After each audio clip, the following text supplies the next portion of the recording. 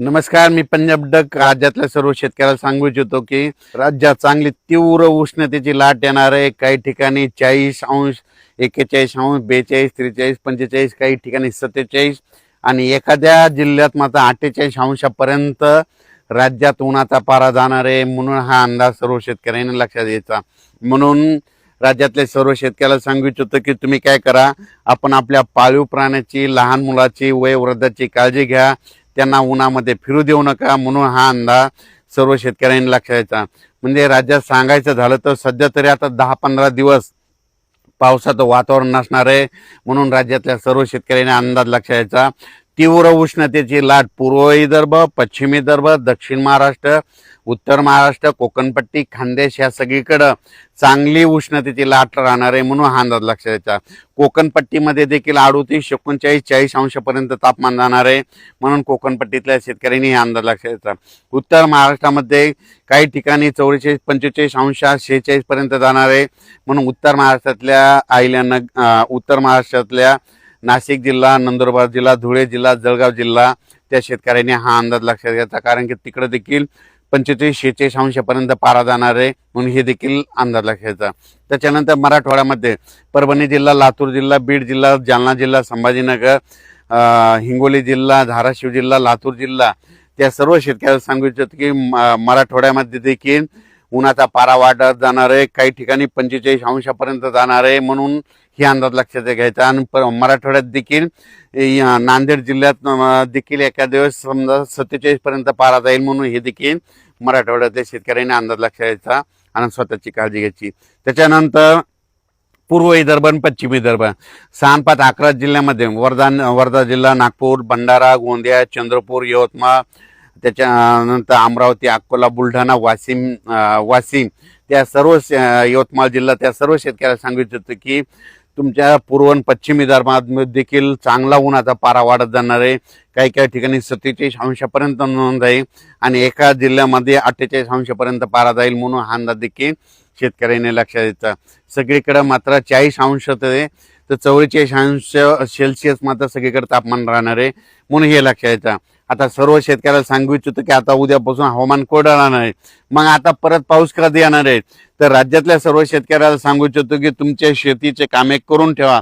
आम्ही सगळे शेतीचे कामे व्यवस्थित करून ठेवली। कारण की मराठी सालाप्रमाणे सांगायचं झालं तर आता कंप्लीट 33 दिवस मिरग राहिला, म्हणजे मिरग निघायला मराठी सालाप्रमाणे 33 दिवस राहिले। आणि इंग्रजी महिन्याप्रमाणे जर धरलं तर तुम्हाला सांगतो 41 दिवस पाऊस राहिला आहे। म्हणून हा अंदाज सर्व शेतकऱ्यांनी लक्षात द्यायचा। म्हणजे इंग्रजी महिन्याप्रमाणे 41 दिवस पाऊस राहिला ते हे एक लक्षात द्यायचं। आणि मराठी आखिदी झाल्याच्या नंतर कंप्लीट 40 दिवसाला मिरग निघतो। म्हणून हे देखील सर्व शेतकऱ्यांनी लक्षात घ्यायचं। आणि राज्यात तुम्हाला सांगू इच्छितो मे मध्ये मग मान्सून दस्तक कधी देणार आहे, तुम्हाला सांगू इच्छितो 15 मे ते 20 मेच्या दरम्यान अंदमान बेटावर मान्सून दस्तक देणार आहे। म्हणून हा अंदाज खास करून मराठवाड्यातल्या संपूर्ण महाराष्ट्रातल्या महाराष्ट्र असो, कर्नाटक असो, मध्य प्रदेश आणि जे काही राज्य त्या जिल्ह्यातल्या सर्व शेतकऱ्याला सांगू इच्छितो की तुम्हाला सांगू इच्छितो की मान्सून अंदमान बेटावर 15 मे ते 20 मेच्या दरम्यान दस्तक देणार आहे। म्हणून हा अंदाज लक्षात घ्यायचा। कारण की एकंदरीत अभ्यास केल्याच्या नंतर तुम्हाला सांगू इच्छितो की 15 मे ते 20 मेच्या दरम्यान कधीही मान्सून अंदमान बेटावर दस्तक देतो, तिथं दाखल होऊ शकणार आहे। म्हणून हा अंदाज लक्षात घ्यायचा। आणि आपण आपल्या शेतीची मात्र कामे करून घ्या। पावसाचं काम करीत असतो, म्हणून आपण आपल्या शेतीचे कामे करून घ्या। सगळ्यात महत्त्वाचं आपण शेत रेडी करून ठेवणं गरजेचं आहे।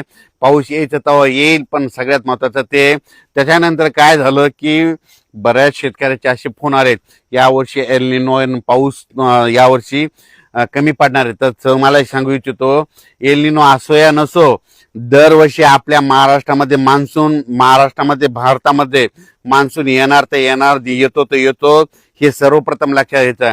तर तुम्हाला सांगतो एल निनो बद्दल एक छोटं सविस्तर सांगतो। तुम्हाला सांगतो एल निनो कधी उद्भवतो, डिसेंबर महिन्यामध्ये उद्भवतो। आणि डिसेंबर महिन्यामध्ये आपल्या इकडं थंडी असते। मग डिसेंबर महिन्यामध्ये तिकडं प्रशांत महासागराचं तापमान कमी झाल्याच्या नंतर तिकडं खूप पाऊस पडतो. पण तुम्हाला एक सांगतो, डिसेंबरमध्ये आपल्याकडे थंडी असते म्हणून त्याचा काही अर्थ इथे संबंध नाही. तर तुम्हाला एक सांगतो, आता तुम्हाला सांगतो, इंग्रजी महिने कधी सुरू होता? जानेवारीला महिना सुरू झाला, जूनमध्ये पाऊस सुरू झाला आणि एल निनो डिसेंबरमध्ये उद्भवलाय. मग याचा अर्थ तुम्हाला सांगतो, पुढच्या वर्षी डिसेंबरमध्ये एल निनो कसा राहील त्याचा आधीच आपल्याला भाकीत लावणं शक्य नसतं. म्हणून तुम्हाला सांगतो, भारतीय हवामान प्रणालीमध्ये मान्सून दरवर्षी त्याच्या वेळोवेळी येणार, ते येणार, येतो. पण यावर्षी कसं असं तुम्हाला सांगतो, हे ग्लोबल वॉर्मिंगमुळे, वाढत्या तापमानामुळे काय झालं, निसर्ग 22 दिवस पुढे सरकला, थंडी 22 दिवस पुढे सरकली, उन्हाळा 22 दिवस पुढे सरकला. लहान मुलाला जरी विचारलं तर पाऊस कधी येणार, तो म्हणतो 7 जूनला येणार. पण ह्या वाढत्या तापमानामुळे ह्या 5 ते 7 वर्षामध्ये काय झालं, निसर्ग 22 दिवस पुढे सरकला. म्हणून दरवर्षी 7 जूनला पाऊस येतो ना, मग दरवर्षी त्या 7 जून मध्ये 22 मिसळा, म्हणजे जूनच्या शेवटच्या आठवड्यात पेरण्या होतील. म्हणून हे सर्व शेतकऱ्यांनी लक्षात यायचं, म्हणून हे अंदाज सर्व शेतकऱ्यांना लक्षात यायचा.